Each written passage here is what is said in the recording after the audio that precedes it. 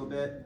If anybody else has any questions on that or wants to dive into that a little bit more, we can go into that a little bit more as well, okay? Sound fair? Any questions before I start rolling? Magic. Okay, let's get cracking. Okay, let's talk a little bit about mindset. I actually love that. Who here is less than a year in? That's perfect. That's great. They're clay. They're moldable. That's fantastic. Yeah. Okay, so has everybody heard about trying to protect your mindset in the real estate industry or in the sales industry at all? I've heard it, but it's hard. Have we heard that a lot or frequently? What do you think, Chris? Yeah. Okay, A little bit. that was completely foreign to me before real estate, okay? I spent 8 years in the steel trade. I was a metal manufacturer, welder, drafter. I was in the construction industry, okay? That was not something we talked about in that industry, right? We get up, we went to work, that was it. After the 8, we clocked out, boom, we're done, right? Gotta go. Thank you. Someone maybe share with me, why do we feel it's important to protect our mindset in the real estate industry in general? Anybody? Because we have to self-motivate. We Okay. have, right? We have to keep ourselves going. We're responsible for our own success. And we can defeat ourselves with, For sure. with the wrong mindset. For sure. This is such a funny thing for me to talk about. It kind of goes hand in hand with a little bit of everything involved with real estate, such as the fulfillment side of it, such as the building side of it. Like I kind of feel like it goes hand in hand with everything because it's also the authenticity that you bring as a person as well. Okay, I take that. I take that. So for me, well, digging deeper into the mindset, I'm gonna go, but for me on the surface, right, there's nobody holding us accountable, right? Just like you said, we are responsible for our own creation. If we fail, it's because we didn't do the right things to get it done, right? We didn't work on our skills to get better. We didn't work hard enough to get the business. Whatever it is, we are the ones held accountable. Same thing with our successes. When our successes show up, it's because of what we did, right? That's important because if we don't have something big driving us, a big why or something like that, it's going to get very, very easy to fall off, right? It is as easy to make $10,000 a week in this industry as easy it is to make $10,000 a year in this industry, right? You got mega people doing a ton, you got other people not doing a whole lot. Some of that's by design, some of that's by accident, some of it is just because people aren't doing the right things they don't have the right coaching, the right training, and those types of things, right? So it is very important to anchor yourself to something that's going to push you, right?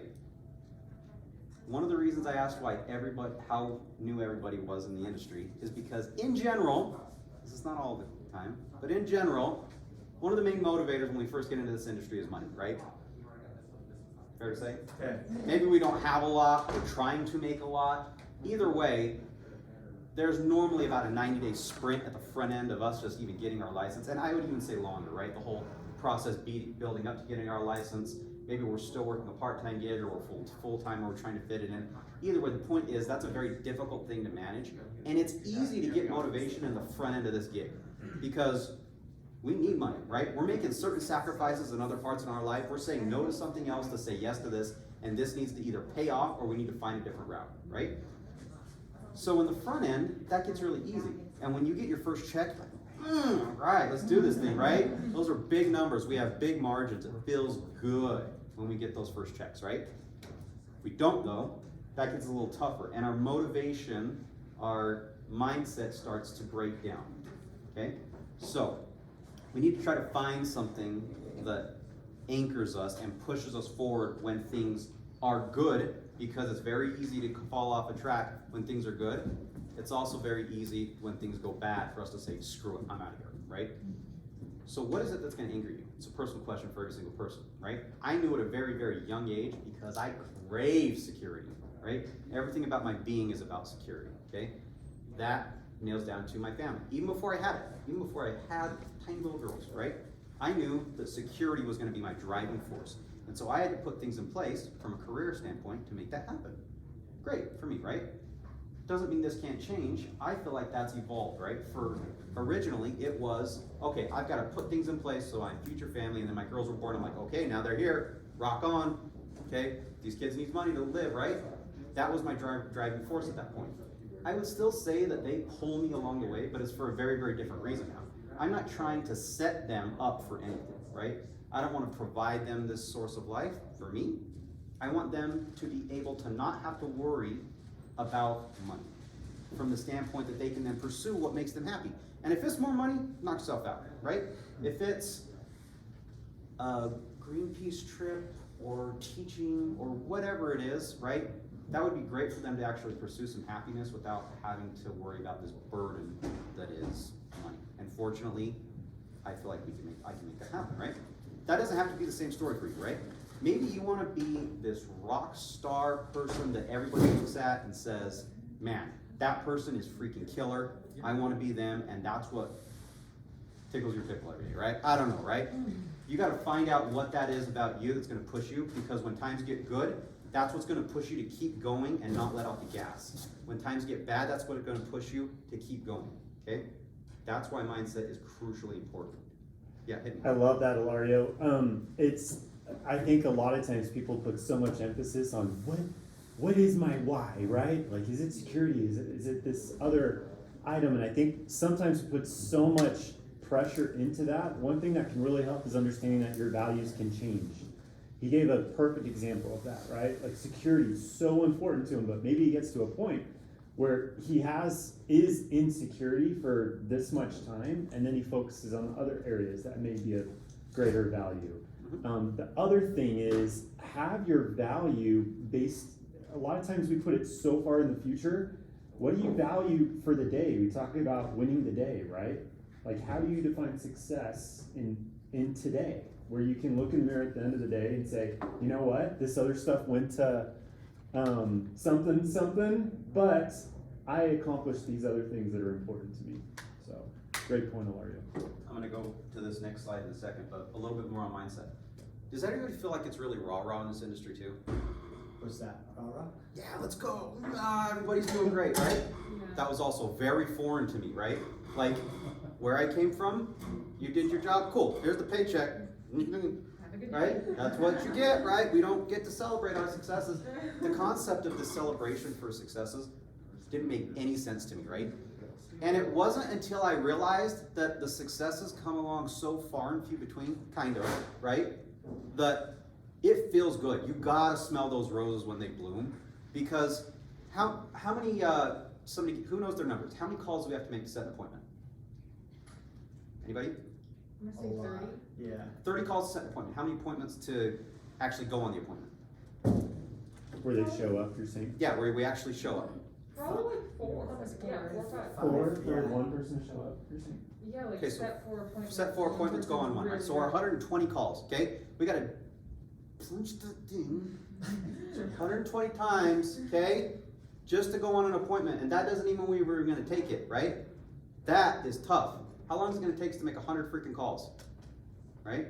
Right. Yeah. We don't show up, we don't get a pat on the back, we don't get that hourly wage, right? We don't get that hourly, ooh, there's that hour, 20 bucks, 30 bucks, whatever it is that we're making, right? That doesn't exist for us. So drilling down on this mindset, this why, celebrating those things. For me, I pushed back really hard on the mindset thing, the rah-rah thing, because I just was like, whatever, we're going to work, off we go, right? Until you start getting deeper into it, lean into that stuff, okay? As hard or as little as you want, as long as it's pushing you forward and allowing you to, I love what Chris said, reevaluate where you're at. Whatever you want, right? If you set a goal, but you decide you want to change that goal, fine, change that goal, right? As long as whatever you're doing is pushing you forward, because you're gonna need that in this industry, period, okay? Do we know what this is? Has everyone read the MREA? Yes. Hopefully, maybe? Okay. Why do we think it would be important to create models instead of to lead with models instead of creativity? Anybody? Because models are proven to work. Yeah, I like that. Sorry, I couldn't see your face and I thought, It's okay. okay, models work. Okay, why else? I think the creativity can only come from the model. Like, you don't get to get creative about your business when you don't have any business. I like that. Like, it doesn't matter how things are designed or whatever when there are no clients. Gotcha. Okay, I like that. Anybody else? Takes a whole lot of time. on the creativity spectrum. I agree. Yeah, figuring it out stuff instead of taking action. Real estate agents love shiny new things. Tell me. We love easy solutions and shiny new things, okay? And that to me like breathes into this creativity thing. Creativity is great, right? It's good to set yourself apart. It's good to do things the way you want to do them, what makes you you. I really don't think that everybody should be this one perfect way or do business this one certain way. You gotta find the way to do business the way you want to do business, right? Because that's what's ultimately gonna make you happy in this, right? But there are certain foundations that you need to apply, certain models and systems that you can implement that are gonna make your life a lot freaking easier, right? And it helps aid in that distraction when it comes, because it's gonna come, right? Someone's gonna call you and they're gonna say, hey, I got this great idea, you can buy some leads and we're gonna get it for you, it's gonna be great. Okay, well, if that fits into your model that you created, great. If it doesn't, then it's just a distraction, right? If you're like, man, I went to this seminar and there's this guy, he's killing it, doing this one super duper door knocky flyery thing, I don't know, right? And that's an amazing idea, and that's this new thing that I'm gonna go. And before you know it, you're chasing 10 different little creative little things that you're doing, you're never doing one thing right, right? If I were to say, what does this part of the MREA mean to me? Find out how you wanna do your business, simple, right? We gotta get deals, we gotta do business, right? There is a model behind that. How that creativity flows on top of that, how you be you, that's great. But get the foundation built, right? What do we gotta do? We gotta prospect. We gotta learn scripts. We gotta know how to talk to people. We gotta know how to do contracts, right? Processes. We gotta know we're starting a business, right? Have those business conversations so that you're starting these foundations on a solid force. We're not teetering. We know that no matter what, that's safe. Now let's be us. Let's go do what we wanna do, right? I know one guy, do you know Joey? I can't remember his last, I wanna see if we talk. What? For Joey, Where's he at? Here? he was a C21, he moved to Select, I don't remember. Anyways, a very eccentric Brazilian guy. I love this guy, okay? He hated cold calling, okay? But he was one of the best sales guys I've ever known. I'm telling you. This guy's best method of prospecting was legit just to walk into the grocery store and try to talk to people. He has closed, I think, like half a dozen deals by doing weird things like that, right? That would never work for me. I'm not just gonna walk up to some person in the grocery store and figure that out, right? Now, he didn't have great models. But the point is, once you get all those things built and put into place, right, then you start putting that creative effect. Okay, I know I need to prospect. I know I need to put these certain business pieces into place before we start running. I gotta totally go long-winded. Pick it up. All right. Putting these different pieces in place to start moving forward, right? Then we can get creative. What do I like to do? What do I enjoy? Do I enjoy calling FISBOs? Do I enjoy the cold calling? Do I enjoy door knocking? Is it sphere events, client events, whatever it is that then you can start pushing in the creative aspect. Okay? Questions, concerns? No? This is a little bit more to the sphere aspect. I'm gonna skip on this if we're all right. Just talk about mindset. We briefly talked about this. I'm sure you guys have already drilling down into this. Why is this important? Why do we want to know how many contacts lead to conversions, how many leads go to appointments, how many appointments go to listings? So you can track your numbers and be able to grow them and build off them, to create your models. And hit your goals that you set. I like that, hit your goals. One of the most frustrating things, and we all go through this, is when you have an idea of what results you want, and you don't know exactly what area or what you're not figuring out, right? And you start to hear things like, well, just work harder, just double it up, stuff like that. But when you have your performance measurables like this, that's what I call them. How many people do I talk to that turns into a contact, right? How many people I add as a contact turn into an appointment? And when I identify those things as the measurables, I can say, you know what, I'm talking to enough people. I don't need to change that. I need to focus on building skill set and converting people into an appointment. Right. Also with that, if you notice that you're taking a lot of appointments and not getting a lot of conversions, you know where to work on. Absolutely. I love that. This is the kind of analogy I like to use, okay? Everybody know where Vegas is? South, right? Okay. So start walking south. That's where you want to go, right? We know where we want to go. I want to make so much money, or I want to do certain things. I want to take this many listings or whatever. You know where you want to go. Okay, cool. Let's go. Off we go. Start walking south, right? This is your map. This is how we get there, right? All these different little pieces here, these are maybe roadblocks or different routes, right? If we're going too slow, if we realize I really don't want to go on that one lane, I want the fast lane, okay? If I'm hitting the roadblocks to these, if I know if I'm getting a ton of contacts, but I'm not getting any appointments, what do I need to do? Focus on your skill set. On what specific thing? On my prospecting, on setting the appointments, right? What if I'm setting a ton of appointments, but none of them are leading to actual listing appointments? Work on your closing. So work on the value you're bringing and presenting it. Okay, or am I closing? Oh, now there's a couple different ways, okay? Things that could happen there. We may be prospecting non-buyers, people that don't want to do business, and we're getting a lot of people to say yes, but ultimately they're, right? They're not the people we're really looking for. Could be, right? Either way, the point I'm getting at, I want to skip through this. The point is, the reason we're tracking our numbers is because it gives us the ability to inspect our business, okay? It allows us to get from point A to point B, and we got a couple steps along the way to make sure we're inspecting what's going on down that process, right? We know where we need to improve, okay?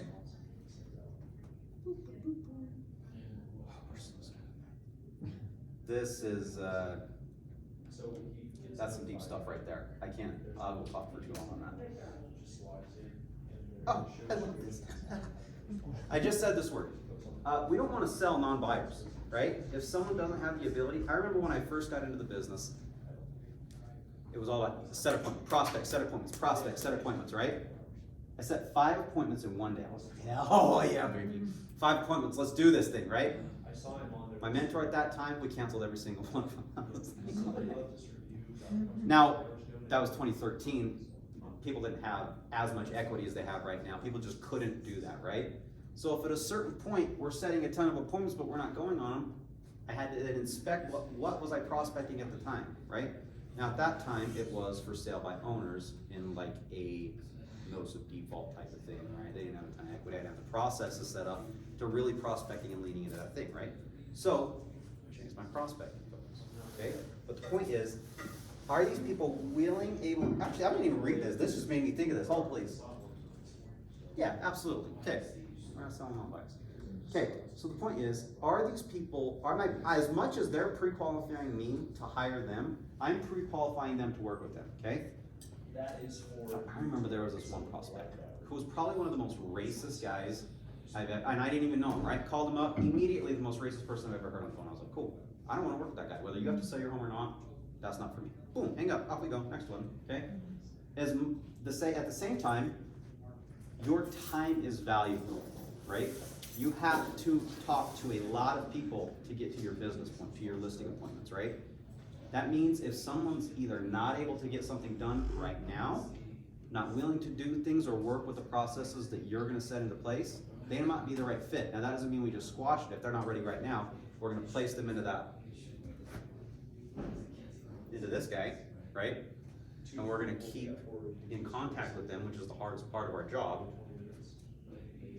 But as long as they are willing and able, then we move forward. And then we go for the close, right? If we see that they may not be willing and able, and how do we know if these guys, what's the best way to pre-qualify somebody? Simple answer, this is kind of a trick question. Have you been saving for a down payment? Ask them the right questions. Questions, boom. Questions. Always ask questions. That's all we gotta do, okay? And with depending on their personality style, that can get really easy, right? If they're an expressive, we gotta ask them like 2 questions and we're gonna know everything about those people, right? If they're a driver, that's a little trickier, but the point is, asking questions will allow you to know whether you even want to work with that person or should work with that person, okay?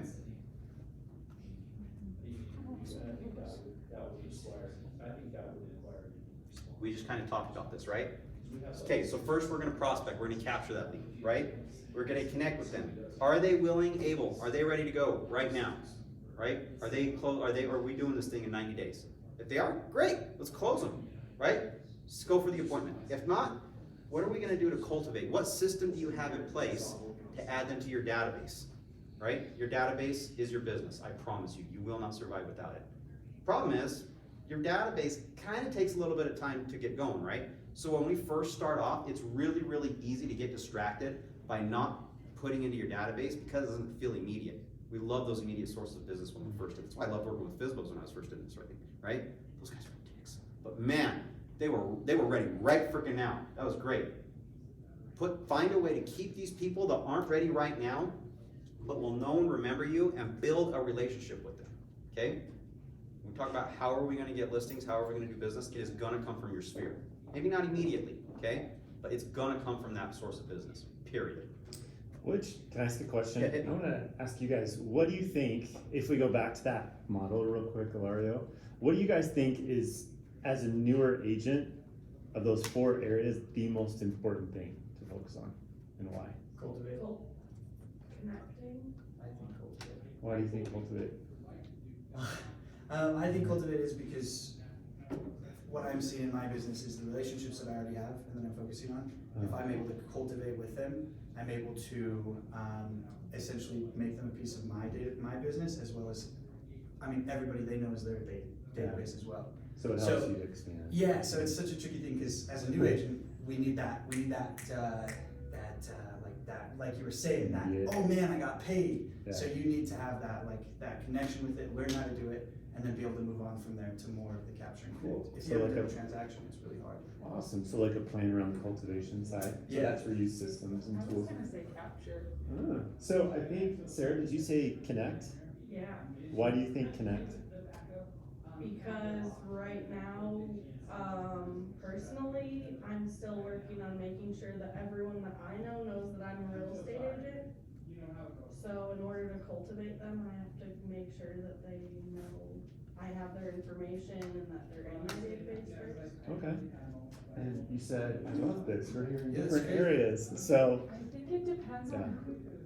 I will say, I think it's really situational. Like, I'm seeing the people that grew up here, who know a lot of people here, totally cultivate and it's working for them.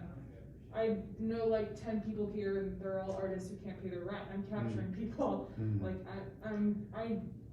all those people know I'm in real estate. I need new people to know I'm in real estate. I love all of, yeah, and you guys all have great points.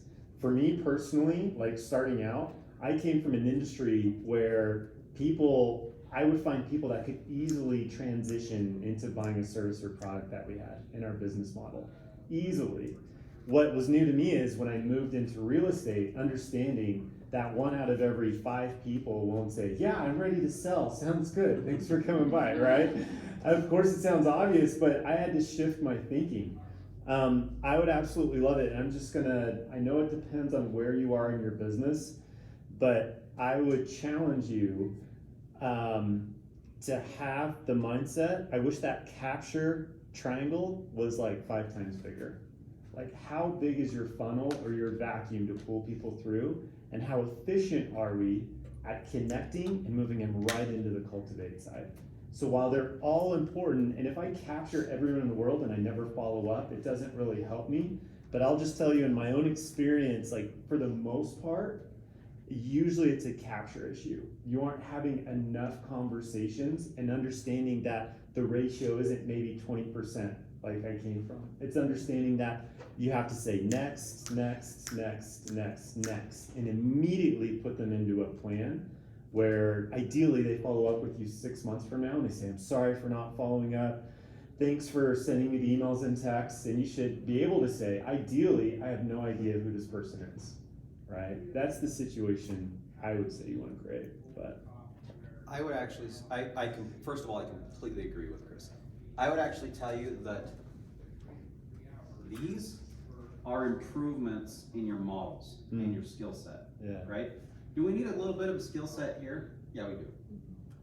But especially when you're first in the industry, you need people, right? Your conversions are so low, everything is at the bottom pretty much, right?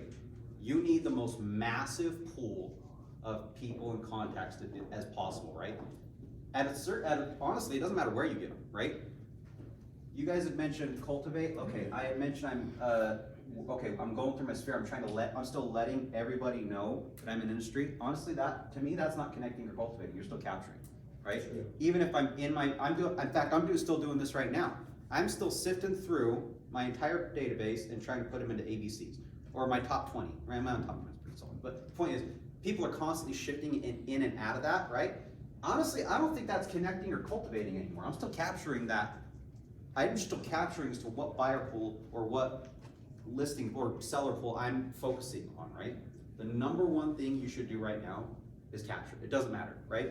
The great news is, eventually, this is gonna, if you capture on the front end of this, in our business, the front end of our business is the hardest, right? It's like pumping a well. I got all these analogies from my old teammate. It's like pumping a well, right?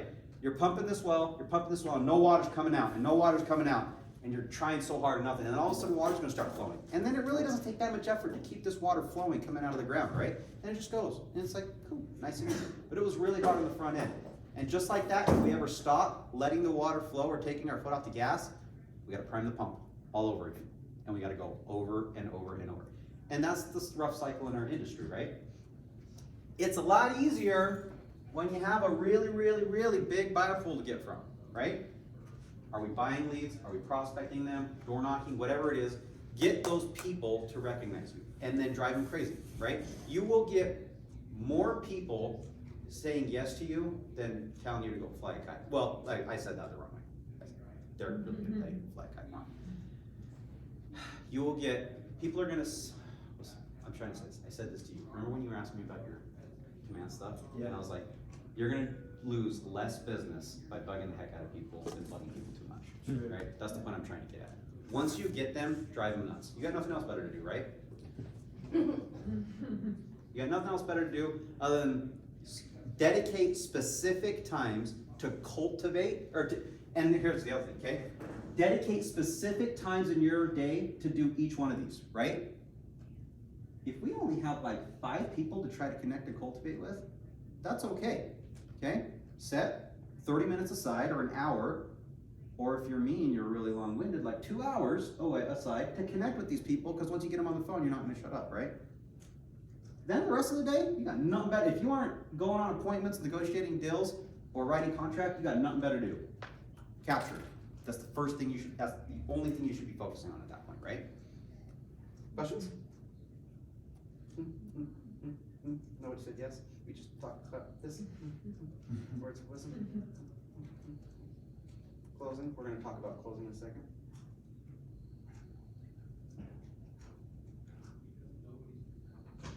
Go back to something, just reminded me about something, okay? Who here feels they're good at closing for an appointment? It's awesome. Who feels they're bad at closing for an appointment? Why do you think you're bad at closing for the appointment? Or how does that feel when you go to close for it?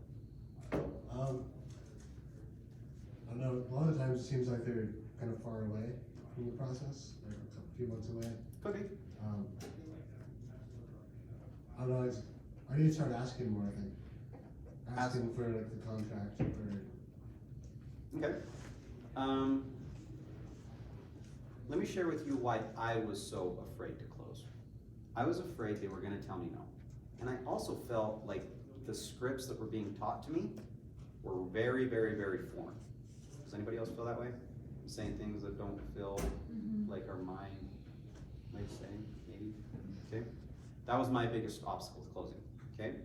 What I learned is my scripts, although in the front end, you don't have anything else or don't know anything else to say, so you gotta run the scripts because you don't know anything else. Eventually, you're learning the concept, right? We can do question, question, question, close. Question, question, question, close. We know when we need to hard close somebody, right? Hey, when's a good time to meet? And we down swing them Tuesday or Thursday at 4, right? And we close them hard. Or, hey, we close them a little softer and we're just kind of testing the waters a little bit, right? When is a bad time to close? It's never a bad time.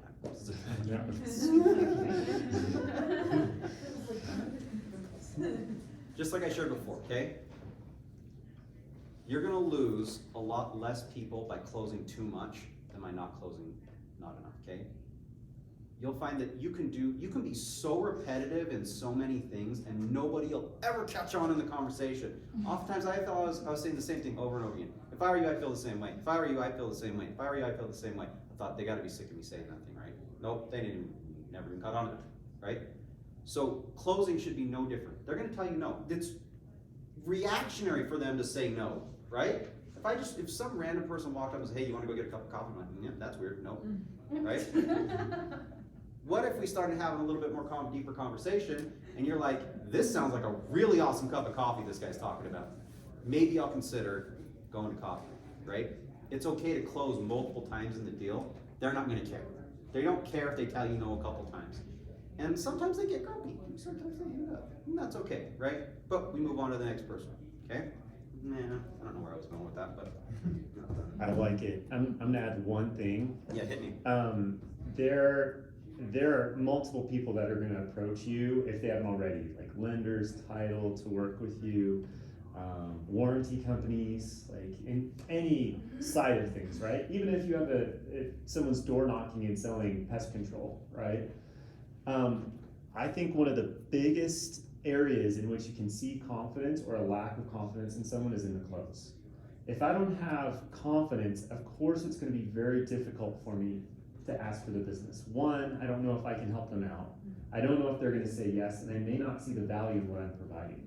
If I can check off those items, like I see that as a business owner. I mean, if someone calls me and they take forever beating around the bush, and I can tell it's almost like that cliff they get to, and they're scared of looking over and closing. They're like, well, I'm gonna talk about some other stuff, and then I'm gonna circle around to it. And maybe is it cool if, sometime, maybe if we run into each other in the mall, like if we talk about evaluating your home, like I can see immediately based off of that if they can't simply ask for the business and direct me with the value proposition, that there's a lack of confidence there, and I question if I want to work with them, right? I have a question a little bit for you guys. Yeah. It's about this. What are some ways that you create like a sense of urgency a little more for them around that? Because I feel like I've encountered so much people being like, well, not right now, I don't know, and obviously asking questions and understanding why it wouldn't be the right time, but I know you can say like, well, we need a game plan for you, even if it is eventually, but what else do you guys do to create more of a sense of urgency where they are like, oh yeah, I do wanna meet them on Tuesday, I need to hear what they wanna say. Do you have a certain set of objections or conversations that you've had that are kind of in the forefront of your mind right now that you can think of? Yeah. Okay, do you wanna maybe role play that real quick and we'll see how we lead that? Yeah, totally. Okay, awesome. Dominique, I'd love to chat, are we talking listings or buyers? Listings. Okay, Dominique, I'd love to chat with you about selling your home. When's a good time to meet? Tuesday or Thursday before? Oh, yeah, I think maybe I'll tell you about it just cause, I mean, it's definitely more way down the line. Oh, for sure. Yeah. Yeah, totally understand. Yeah. Yeah, whether you're doing something now or doing something in the future, doesn't matter to me. I wanna make sure I'm working on your terms. But let me do this. Let me get you my contact information. I'll forward it to you. Let me grab yours. Boom, exchange contact information. While I'm doing that, share a little bit of email before I timeline. What is important about that step in the future rather than right now? Well, I think, we just have, some money coming in from a relative, Sweet. in like a couple years, and I just think we don't really know where we stand financially right now, and we just have to kind of talk about it more, I think, stuff like that. Oh, that makes sense. Yeah. If I were you, I'd feel the exact same way, right? Yeah. We gotta make sure we have all the information in order to make the right decision, right? Yeah. That's the very reason I wanna try to get together, is because whether you're selling now or selling in the future, I can get you a market evaluation and get you that, an equity evaluation, so you know exactly how much you're dealing with, at least right now. Now that may change, right? The market may swing, it's constantly going up and down. Right now it's pretty much just trending up, but at least you'll have a baseline to start with, right? Do you think that'd be valuable for you if I were able to share with you how much you could sell your home? Whether you want to do it now or later, doesn't matter. It's completely free. We meet, I take a little look around your home, see what I think it's gonna sell for. I'll give you a range too. It doesn't have to be exact. I can share if we listed it right now, but approximately what it would sell for. Then you have some information to make the decision moving forward. And then, when you guys get the money coming in forward down the line, you can make the right decision. Does that make sense? Yeah, yeah, Would that be of value to you? yeah, I think it would, yeah. Awesome. So do you think afternoons or evenings on Thursdays work better for you? Evenings on Thursdays. Okay, awesome. So we're just asking more questions to figure out, like, and here's the thing. That, to me, it sounds like they really do need to wait, right? They're waiting on money. There's some factor that that we don't have any control over that's going to be input into the process, into the decision making process, right? Fine. Go to the appointment. Because who are they going to work with? They're going with the first person that they sit down with, likely, right? Maybe the second, maybe, right? But really, we just got to get in the door, right? Get in the door, show up, look professional, and provide value, right? We don't need to close that deal. We don't need to stick a sign in the yard right away, right? We don't need to throw it on the MLS, get a million offers, and get it sold right away. I'm about to dive into that in about 2 seconds here, okay? But it's not about just like going on it's not set the appointment, go on the appointment, list the house, boom, boom, boom, done, right? It's a lengthy process, which again is why it's so difficult in this industry, right? Yes, I got a listing. They're not ready for 2 weeks. I don't go in 2 weeks, then I don't list it for another 2 weeks. I just got a 30-day close them, and I'm like 45 days out of a check, right? You've got to make those plans right now. And that's why your mindset is so important to protect, so that you plan for these things, right? What's going to keep us going in that time? Okay? Any questions? I know, that was super helpful, thanks. So I want to ask a quick question. What, based on Dominique's example, what is the value add? Like, what is the value that they need in this particular I have situation? all the information. Well, Let's get more specific. I was gonna say, we didn't really get that specific with that one, because typically I rotate around for it, right? So whether it's her family needs to get a bigger backyard because they have 5 dogs now, or whatever it is, but then typically when I play around with that, so if I'm able, I mean, that one was a little more role play. Yeah, what I heard and what I heard Ilario going off of is yes, they need more information. Typically that's the case, right? I also want to remind you very quickly, is this based on being at the door or That being happened at to the me at door. appointment? No, Okay. that happened to me at a door. She was Okay. like, I want to sell, but Okay. it got. So there's a lack of knowledge, but through asking questions that Ilario is getting at, we can find out what piece of knowledge they need. What I heard from that is they want to sell, but they don't know when, right? So what Ilario was going into is, we're gonna look at if now's the right time or in the future, but at least you're gonna be armed with that information. And one thing I insert is, we can make sure you're taking the right steps so that when you are ready, you can, capitalize on that time, right? Yeah. So we get very specific around what their need is when we ask questions, and then we simply insert that value proposition based on that. Because if we don't, it's gonna sound very generalized and it's not gonna hit home with people. It's gonna sound a lot like, well, let's just meet and look at stuff anyway, right? Let's meet and explore your options. Let's meet and let's just find out how things are going with you, right? So the two things, the pre-qualification questions he's talking about, and then of course not having a specific value proposition to describe the appointment, that's usually why people don't show up. Well, I think making him right too, like he made me right by saying, yeah, that's exactly the reason that we do need to meet, as opposed to like, no, I think we should meet because I like that. And did you hear him when he said, would that be of value to you? Yeah. Alright, okay, cool.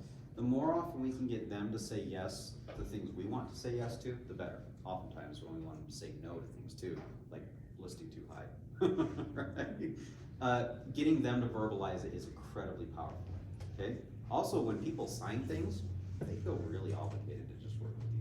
So if sometimes we're not gonna work with a buyer for 6 months down, 3 months down the line or something like that, look, if that person comes, if I get them to sign a buyer broker and they come to me 2 months later, I'm like, you know what, I met this great person at an open house, I really wanna work with them, I'm gonna say this. You know what, I totally understand, sometimes we just connect with people a little bit better. Here's what I'd like to say. I'd love the opportunity to try to mend this relationship or repair it and earn your business back. Is that okay if I take about 20 minutes of your time, chat about what's important, and see if we can recreate this? Sometimes they'll say yes, sometimes they say no. If they say no, fine, cool. I know we had a buyer broker, I'm not here to work with people that don't wanna work with me, off we go. Now that may not work for you, but because people go and they sign things and they do things and you're the first person, there's a high probability, okay, that you are gonna be the one that they're gonna work with, okay? questions, yeah. Okay. I wanna hold off on going through the entire rest of the slide because there's something that I really wanna touch on right now, okay? When I kinda signed up for this class and it said, okay, working with sellers, how to work with sellers and things like that, I love that idea because I think it's a really, really difficult topic in our industry right now, okay?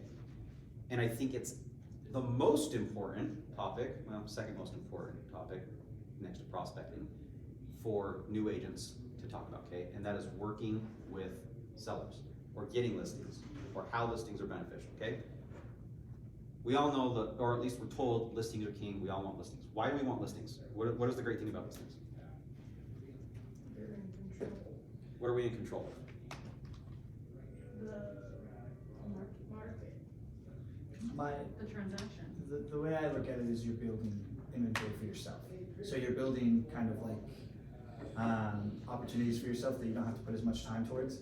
I mean, you should still treat them with the utmost importance, but it's like the way Gary Keller kind of described it is, sorry, I have a hair in my mouth. No worries. Just like when you're able to build that business for yourself, you're able to focus on other things as well because you have those things. So, sorry, I'm not sure how to explain it better than that, but I think of it like my eBay business. I always wanted to buy a larger amount of things so that they're sitting in there in the store, so that over time they will sell. It's an investment over time. Okay, So that's why I focus on them. awesome. If marketed properly, you'll attract maybe sellers in the neighborhood, but also buyers. Okay. Unrepresented buyers, I should say. Okay, anything else? Okay, all these answers are correct, okay?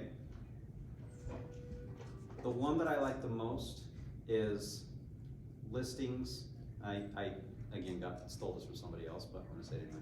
Listings have babies, okay? Listings give you other sources of business, okay? Now, in the current market we're in, buyers can also give you sources of business. Buyers can give you listings, okay? But listings are the easiest way for you to generate more business, okay? And leverage our time, which we just talked about a little earlier, is our most valuable asset in this industry, right? Especially when we're first starting out. Sometimes we have all the time in the world and we don't know what the heck to do with it, right? Sometimes we got part-time jobs, we're doing things on the side, we don't really know what it is, we got a school or I don't know, whatever else is we're dealing with that we're trying to get our feet under us in this industry, right? The point is time is a problem, okay? You spend a lot less time working with a listing than you do working with the buyer. In general, we don't have to drive around to things, people generally drive to the house, okay? Now it does require generally a higher skill set and knowledge base, especially right now, because we can get into some really hot water right now with our listings if we're not careful. They are the most important things. How can listings generate us more business?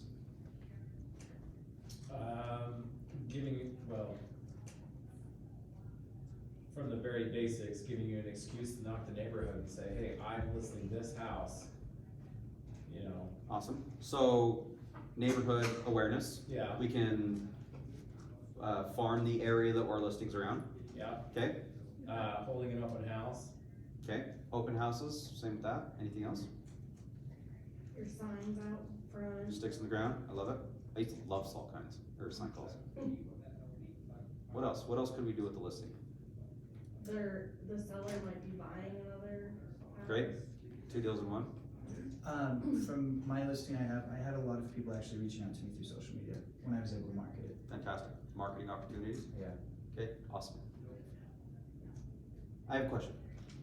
Who has a marketing plan or what strategy do we have that we implement when we take a listing? What does that look like? What are we doing to market? How are we leveraging that listing into more business, whether it's buyers, listings, or everything?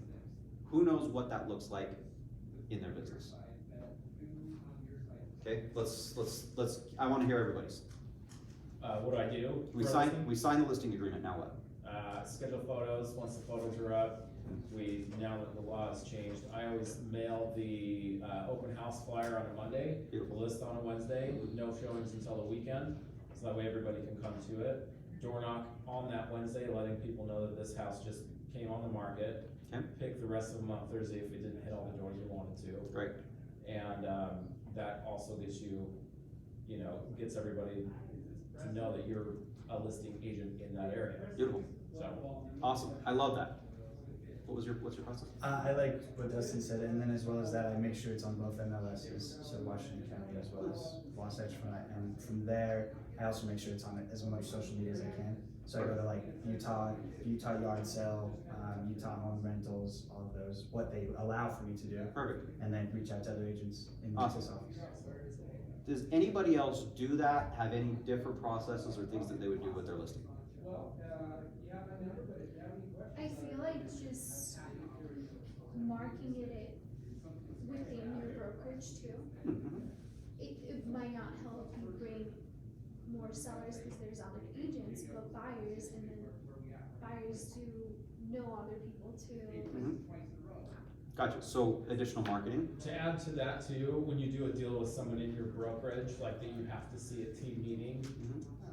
you gotta play nice. Mhm. You have to. I did a deal that got ugly, and we both had to separately talk to the broker here about what's happening, and we're still friends, and I mean, it wasn't ugly between us, it was ugly between our clients, and both of us were at risk for things, but imagine if that were with a different brokerage, and a broker who doesn't care, a broker's like stiff on whatever, like, that would've caused some.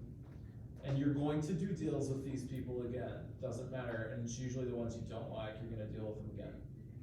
Sorry about that, Dustin. That's okay. What about reaching out to your SOI? Do you think that would be building rapport within your own SOI? Yeah, it does. Yeah? Do you think sometimes it can be difficult if your SOI, especially if you're new in the business, is like, we'll see how they do first, right? They're good friends, I don't know. Do you think that builds a little bit of rapport where you can call them and say, I have a listing coming up? Yeah, Yeah. and how you present it. That's a really good idea. Awesome.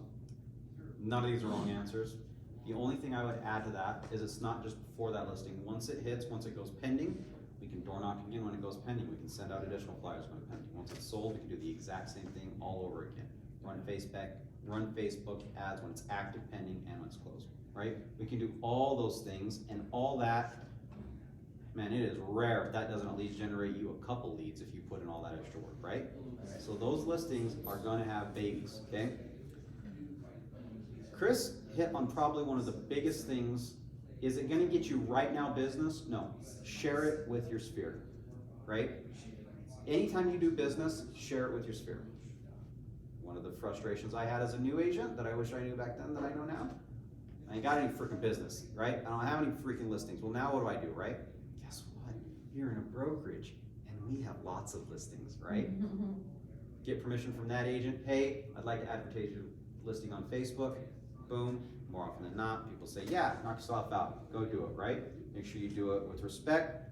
Boom. Throw it on Facebook. Hey, find a real pretty one in a nice, good, solid price range, like right around 400-ish, something that's gonna fly easy, okay? Hey, I just wanted to call. I just saw this beautiful listing and I just wanted to share it with everybody. Let me know what you think. There's no freaking way anyone's gonna do any research and check and see if that's really your listing. No way, right? How many of us have agent friends on Facebook and you're like, man, that guy's killing it, right? And then really like, that's not a thing, right? Your sphere doesn't know any better, right? They don't know. Use it as a tool because listings have babies. They don't even have to be your listings, right? Go ahead. I post people's listings on my Facebook, and every time I'm around my friends, they're like, oh my gosh, you're doing so many deals, and I'm like, yeah, it's so fine, but. Yeah. This market's crazy. It's so hard to keep up. Just trying to do my best. If you know anybody, I'd love to talk to them, right? Okay.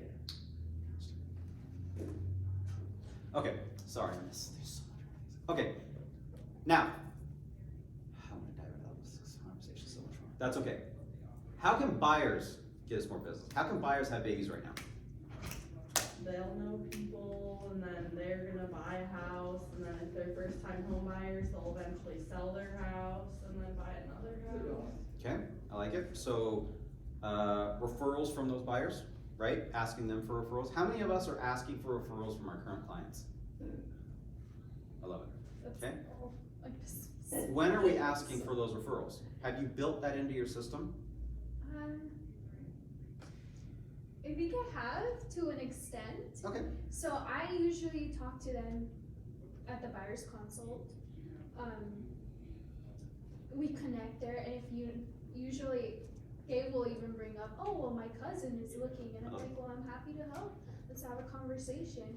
It usually comes up without me even asking specifically, hey, do you know of anybody else besides yourself that's looking for a home? It's just other questions. Okay. Like, how's your family doing? How's so and so? For sure. Oh, I noticed you posted something. Oh, I noticed your friend, and they're like, oh, it goes into a more bonding.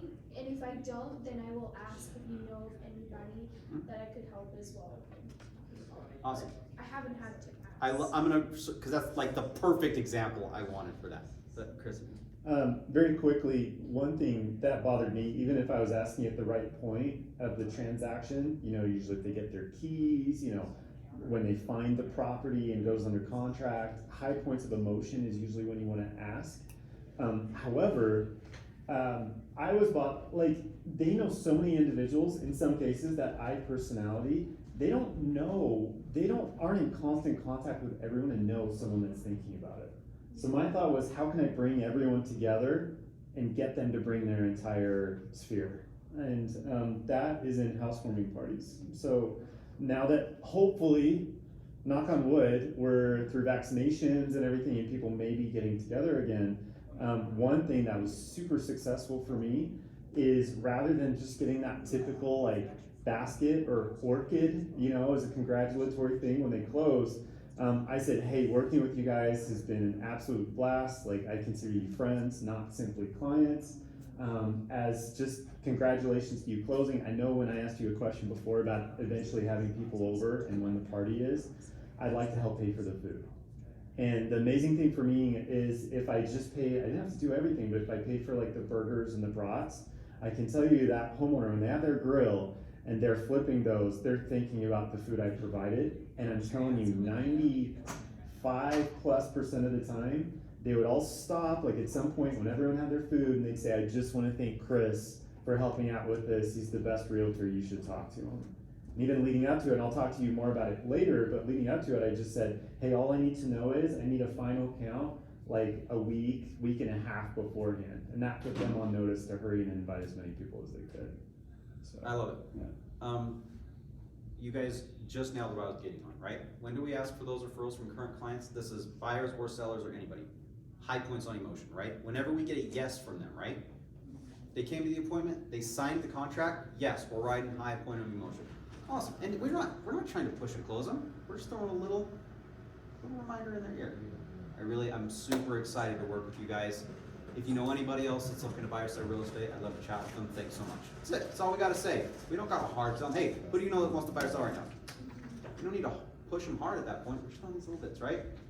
So for me, when I sign the buyer broker, when I put them under contract, when we close on the property, okay? I've loved that idea. I've offered that pretty much every single closing buyer I've got. Hey, I'd love to cater your housewarming party. Let me know when you do it. I'll bring the food, right? Only 2 people have taken me up on that. It was a The person who Freaking my rock star realtor super when I bought casual my about house it. bought our food. What's that? The realtor when I bought my house, he bought our food. That's great. You have to be crazy casual with it. And they're like, yeah. Okay, sorry, I want to circle back real quick. How else can buyers generate as business? How can we get a listing from a buyer? You create the inventory for them. You call around the neighborhood, knock around the neighborhoods they like. Look for people who wanna sell in homes that they would actually like to buy. Awesome. So, who has a buyer right now? Who is having trouble finding a house for that buyer?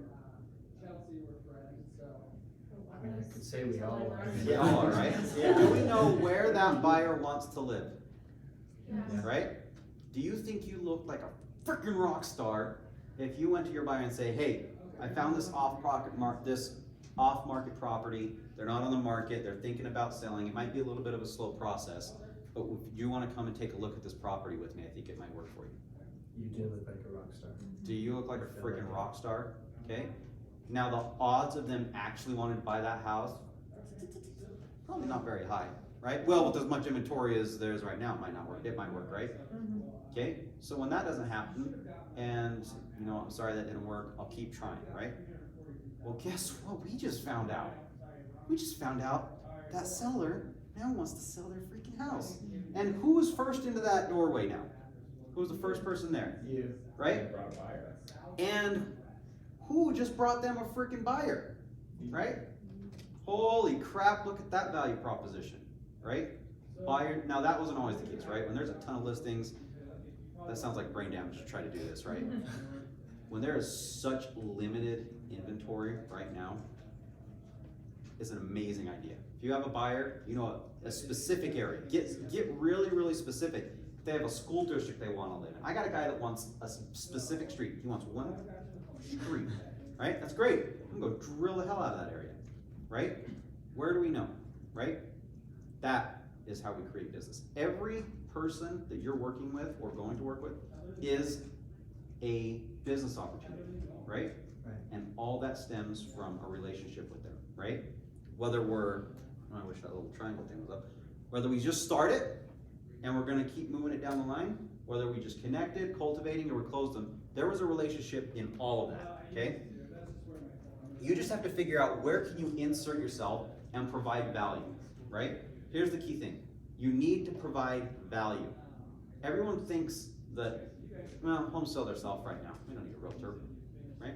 Where can we provide the value of that, right? Well, everything's online now. I don't need a realtor to find it. I'll just use the listing, right? Have we heard all these before? Ask yourself these questions. Where is my value add to each one of those objections? Why do I believe that I'm the right person for the job, right? Does everyone here think that you could sell your house, that somebody could sell their house on their own and save some commission and it'd be a better idea? No? Why do we think that realtors are necessary right now in selling? Cause selling a house is a full-time job. True? I think for some agents, I think it's important for some agents because there's some that are crappy. But I would say because there's a lot that goes involved with it now. So you could be looking at a lot more equity. You could be looking at someone that needs to know exactly how to present the home. You need protection as well because offers are getting a lot more tricky. There's a lot more involved with it. So there's a lot of different things that they need an agent for. Absolutely. I think risk reduction is the biggest, that is what I'm pitching right now, right? Right now, it's you know what? Price of the home, getting the home sold, that's all great. That's gonna be a symptom of this process, right? I'm gonna help you sell your home for the most it's ever sold, period, ever, period. There's never been a point in history which your home is not gonna sell for most it ever could, okay? We're gonna make that happen. However, price is not the only term that we're gonna be factoring into right now, right? There are a number of different terms inside the contract that are gonna be presented to you, right? Digging through 40, 50 offers, okay? 20 offers at a time on a property, sounds all, that's great, right? What if I told you right now, this is probably one of the most riskiest times for sellers ever? Period, right?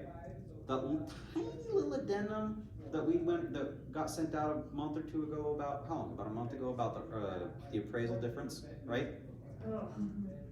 Why do we think that form came out? Because there was a lot of issues. Someone got sued, Yeah. right? Or is getting to, or going to, or there's a massive dispute over some earnest money. And how much earnest money is getting thrown around right now?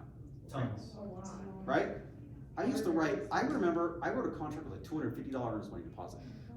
Yeah, that's not a thing. That's $250. What are we even talking about, right? It's not a thing anymore. Okay, so, let's talk about this. Seller, boom. Multiple offers come in on the place. Yeah, we're rolling, baby. This is fantastic. Boom, they put $10,000 non-refundable right off the get. Oh, this is great. We're gonna take them all. We're gonna accept it. Buyer put in fast dates. I love all this. They're gonna throw 10 grand non-refundable right as they accept this offer. This is fantastic, right? Accept the offer. Okay? Maybe it takes a couple days to get signatures. Whatever. Maybe we finally go under contract on Wednesday or Thursday. Seller's disclosure deadline's on Tuesday before you accepted the offer. Guess what? Your seller's in default. Now that earnest money is now on the line for your seller. How many for sale by owners would think to catch that mistake? Or understand when they're dealing with multiple offers And if anyone's ever worked with less than present agent or for sale by owner, how long do things sometimes take, right? They take time to get done sometimes, okay? Someone who's focusing on that's their job to focus on, yeah, we're gonna get your home sold for a ton of money, right? Am I gonna sell it for more than you? Yeah, probably. That used to be the value prop for forever, right? I will sell your home for more money than you can, right? Do you, or I used to sell, do you think I could, with all the extra marketing, all the extra knowledge and exposure I get you, do you think I could sell your home for 3% more? Just 3%, that's all I need to get to convince you to work with me, right? If commission is the only problem, do you think I could get you 3% more? Yeah, nobody ever said no. Yeah, of course you could. Awesome, great. Let's get going. That's not the value proposition anymore. They can sell a home for a while, right? Can they sell it? Yeah, probably. Can they get sued too? Yeah, probably, right? Your value proposition is different than it was even 90 days ago, okay? Make sure you're conveying that information so that you are protecting people, right? Right. Understand what that is and be able to convey that with value. And then, when they say yes, awesome. So happy we get to work together. By the way, do you know anybody else that's looking to buy something? Right? They're saying yes, it's great. They just heard this awesome value proposition from an amazing agent they're starting to work with, right? Any questions? Questions? Okay, I know, sorry we ran out of time. Any ahas?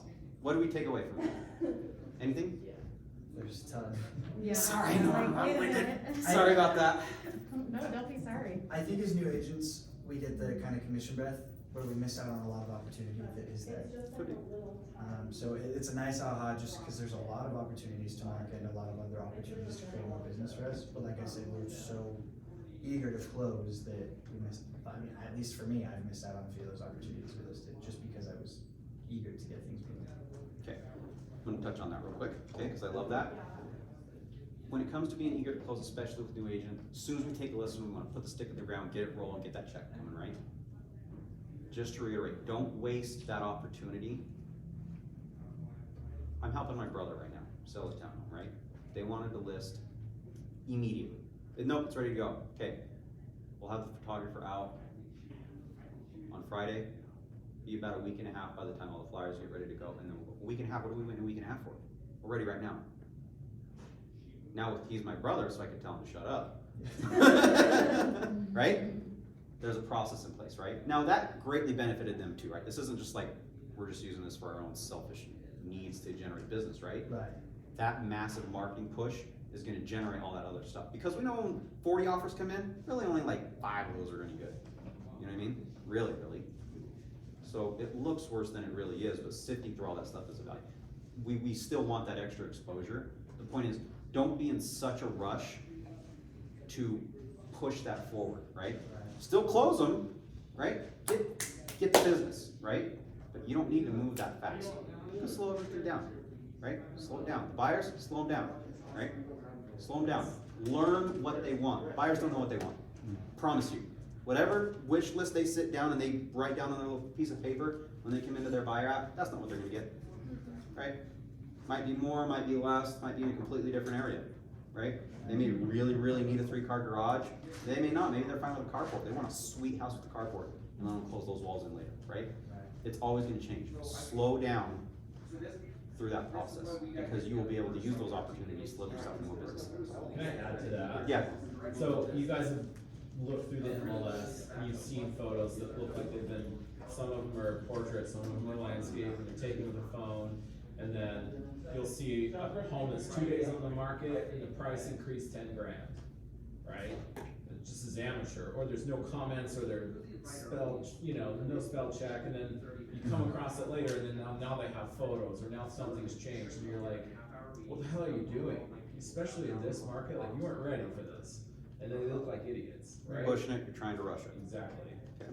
What other ahas have we taken away? I have 2 things for you. My aha was just not being afraid to ask for the close. I haven't really done that yet. Mm-hmm.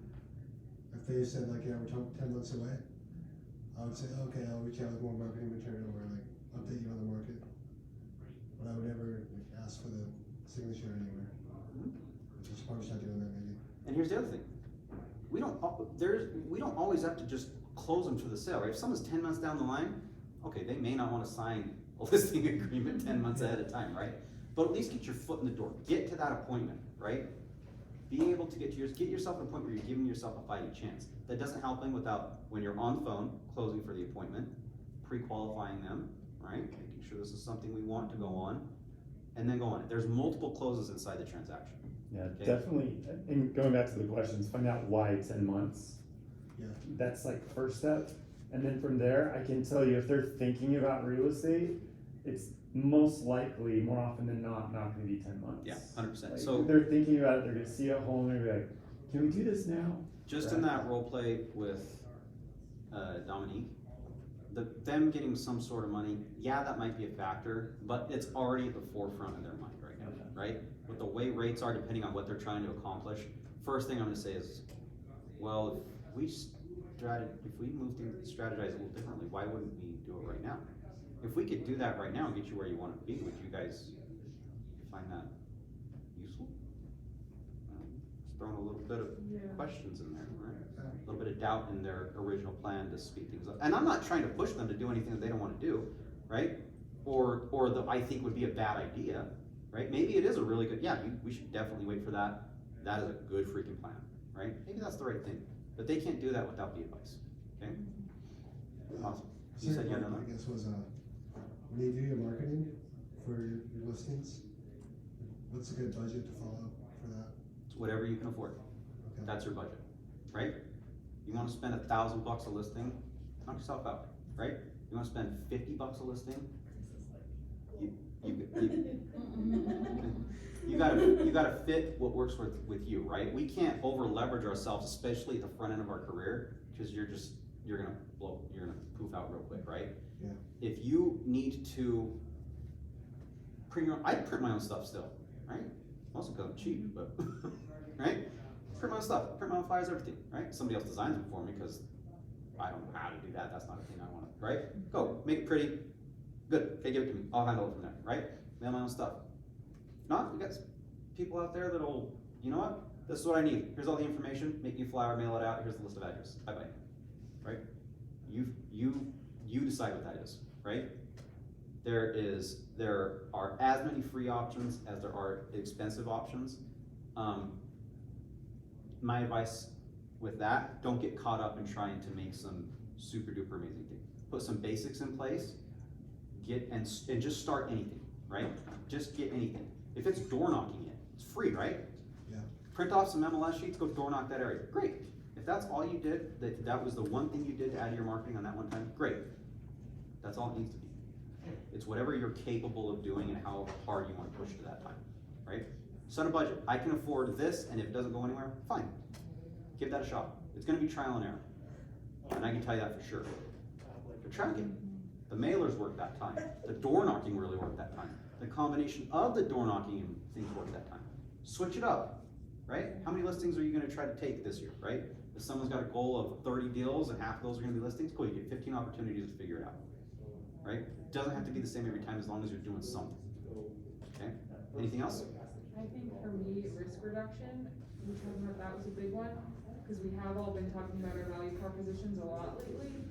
And mine was like, I will sell your home for more than you know, and the ways that I'll do that, but that, talking about the ways that you'll protect them, I think is really, that was good. Awesome. Okay, I know we're over time. I wanna leave you guys with one last challenge. I wanna give you guys a challenge, okay? We covered so much information, okay? There's no way you're all gonna remember that, or how many of you are gonna remember that, okay? No one's gonna remember all this information. But, if you have an aha, I want you to pick one action item. That's it, just one. That's all you gotta do. You don't need to implement everything we talked about, okay? Just pick one.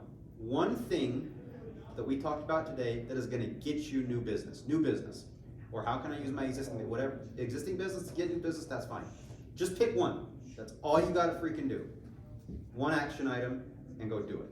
And go do it right away. You don't even have to do it that good. Just do it. Sound good? Yeah. Fantastic. Thanks guys, I really appreciate your time. Thank you very Thanks. much.